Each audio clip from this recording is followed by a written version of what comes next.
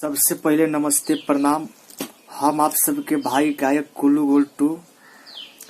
आज एगो खास बात बता दें कि एगो हमारे भाई के चैनल है ऋषिका म्यूजिक।